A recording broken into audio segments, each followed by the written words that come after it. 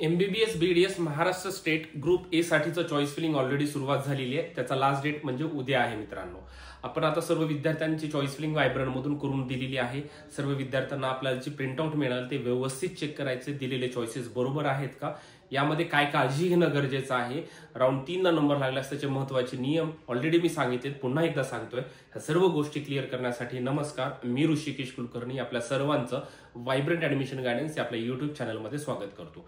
मित्रांनो, choice feeling केल्यानंतर तुम्हाला एक पीडीएफ अशा पद्धतीने ओपन झालेली दिसेल, ज्यावरती इथे लिहिलेलं असतं MBBS BDS. इथे चेक करा तुम्ही, MBBS BDS कॅप राऊंड 3 याचा रिपोर्ट तुमच्याकडे आहे का चेक करायचा आहे. ही प्रिंटआउट मिळाल्यानंतर तुम्ही यावरची महत्वाची गोष्ट काय चेक करायची मित्रांनो, तर आपण दिलेले ऑप्शन सर्व बरोबर आहेत का. MBBS चे कोड हे 1 पासून चालू होतात, डेंटलचे कोड हे 2 पासून चालू होतात. आणि इथे महत्वाचं त्यांनी इथं दिलेलं आहे MBBS. आपण हे दिलेले सर्व कॉलेज हे बरोबर आहेत का. चुकून याच्यामध्ये चुकून डेंटलचा तर कोड पडला नाही का, हे विद्यार्थ्यांनी अगदी प्रिंटआउट त्यांनी काढायची आहे. पालकांनी विद्यार्थ्यांनी 1 बाय 1 इथे असा पेन ठेवून तुम्ही चेक करा. अत्यंत महत्वाची गोष्ट आहे, कारण की हा शेवटचा म्हणजे 3rd राऊंड आहे. या राऊंडचं महत्व काय असतं, इथे नंबर लागला एनी हाऊ तुम्हाला ऍडमिशन घ्यावं लागतं, अदरवाईज तुम्ही एंटायर ग्रुप ए प्रोसेसच्या बाहेर पडतात, MBBS BDS च्या बाहेरच पडतात. इथे असा चान्स बिलकुल नाहीये की आता हे कॉलेज नकोय आम्हाला, पुढच्या राऊंडला जाता येईल का, नवीन रजिस्ट्रेशन आम्ही करू.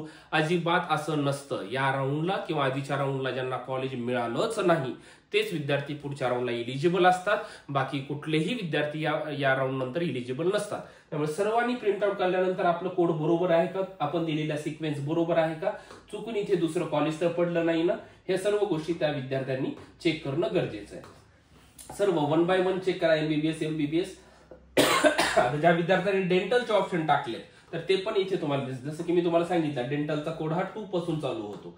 तर हे डेंटलचे पण तुम्ही दिलेला सिक्वेन्स बरोबर आहे का. सांगण्याचा दृष्टिकोन एवढाच आहे की चुकून एखादा डेंटलचा कोड हा वरती पडला का, कारण की विद्यार्थ्याकडून लिहून देण्यामध्ये चूक होतं, हा कोड सांगण्यामध्ये किंवा लिहून देण्यात चूक होतो. आणि ऑप्शन फॉर्म तसा भरला की तुम्हाला पुन्हा ते कळतं की नंतर हे जा. त्याच्यासाठी विद्यार्थ्यांनी काळजी घ्यायची आहे. अजून पुढचा 1 दिवस तुमच्या हातामध्ये आहे आणि त्या पद्धतीनं आपला ऑप्शन फॉर्म सर्वांनी मी सांगितल्याप्रमाणे घर बसल्या ठिकाणी चेक करायचा आहे.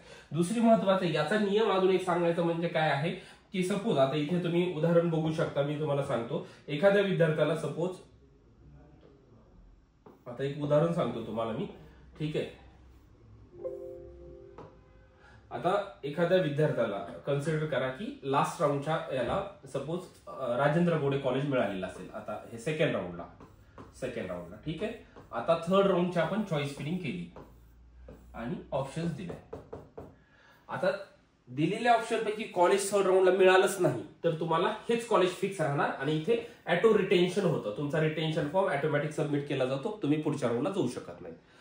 पण दिलेल्या ऑप्शन पैकी समजा एखादं कॉलेज मिळालंच, कुठलं पण कन्सिडर करा की वालावलकर कॉलेज मिळालं, तर मिळालेलं एखादं कॉलेज असेल आता या राऊंडला, तर तुम्हाला तिथे जाऊन ऍडमिशन कंपल्सरी घ्यावं लागतं, कंपल्सरी. ठीक आहे. हे कॉलेज तुमचं बाय डिफॉल्ट कॅन्सल झालेलं असतं आधीचं, आणि जे कॉलेज मिळाले तिथे जाऊन तुम्हाला ऍडमिशन घ्यावं लागतं. आधीच्या कॉलेजचा फीस डीडी वापस घ्यायचा, या कॉलेजला ऍडमिशन घ्यायचं आणि हेच कॉलेज तुमचं रिटेन्शन इथे सबमिट करावं लागतो. इथून पुढच्या राऊंडला तुम्हाला जाता येत नाही. त्यामुळे जे विद्यार्थी आतापर्यंत मिळालेल्या कॉलेजला सॅटिस्फाईड आहेत किंवा कुठलेही विद्यार्थी, त्यांनी 3ऱ्या राऊंडचा ऑप्शन टाकताना आपल्याला जिथं जायचंय, जे ऑप्शन्स आपल्याला पाहिजेत अशाच ऑप्शन टाका तुम्ही. विनाकारण सर आधीच कॉलेज मला बरं वाटेल तर हे कॉलेज नकोय अशी चॉईस राहत नाही. पुढे मिळालं तिथं घ्यावंच लागणार आहे. इथून पुढच्या राऊंडला तुम्हाला जाता येत नाही. आता थोडक्यामध्ये लास्ट सांगतो, इथून पुढच्या राऊंडला कोण एलिजिबल आहे, ज्यांना राऊंड 1, राऊंड 2, राऊंड 3, राऊंड 1 ला सोडून द्या कारण की इथं फ्री एक्झिट होतं. इथं कॉलेज मिळालं असेल नसेल त्याचा काही फरक पडणार नाही. राऊंड 2, राऊंड 3 ह्या दोन्हीपैकी कुठल्याही राऊंडला जर जॉईनिंग स्टेटस यस असेल किंवा राऊंड 1 ला जो ऍडमिशन घेतलेला असेल, जॉईनिंग स्टेटस ज्यांचं यस आहे, ज्यांनी ऍडमिशन घेतलेलं आहे, किंवा राऊंड 3 ला नंबर लागला ऍडमिशन घ्या न घ्या, असे सर्व विद्यार्थी इथून पुढच्या राऊंडला इलिजिबल नसतात. ज्या विद्यार्थ्यांना राऊंड 1, राऊंड 2 किंवा राऊंड 3 मध्ये आतापर्यंत कॉलेजच मिळालं नाही, समजा राऊंड 1 ला मिळालेलं होतं पण त्यांनी फ्री एक्झिट घेतलं होतं, परंतु त्या विद्यार्थ्यांना राऊंड 2, राऊंड 3 ला मिळालंच नाही, असे देखील विद्यार्थी इथून पुढच्या सर्व राऊंडला इलिजिबल असतात, म्हणजे स्ट्रे वॅकन्सी राऊंडला. बाकी कुठल्याही विद्यार्थ्याला जाता येत नाही. आता महत्वाचं पुढचे नियम तर सांगतो स्ट्रे वॅकन्सी राऊंडच्या नंतर मी सांगेन.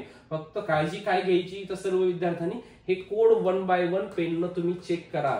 मी पुन्हा एकदा सांगतोय तुम्हाला लहान गोष्ट वाटत असेल पण खूप जास्त महत्वाचं आहे. आपण दिलेले कोड सगळे बरोबर आहेत का, चुकून मध्ये डेंटलचा तर पडला नाही किंवा MBBSच्या गव्हर्नमेंटच्या मध्ये चुकून सेमी गव्हर्नमेंटचा कोड आलाय का, ह्या सर्व गोष्टी बारकाईनं, कारण की फॉर्म विद्यार्थी कुठे पण भरत असतात.